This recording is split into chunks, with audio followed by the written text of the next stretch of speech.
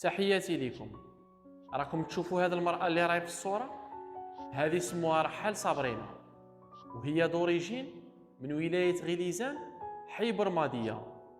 الأخت صابرينا كانت عايشة في إسبانيا في مدينة برشلونة، وبالمناسبة أيضا هي ناشطة وشخصية معروفة عبر مواقع التواصل الاجتماعي.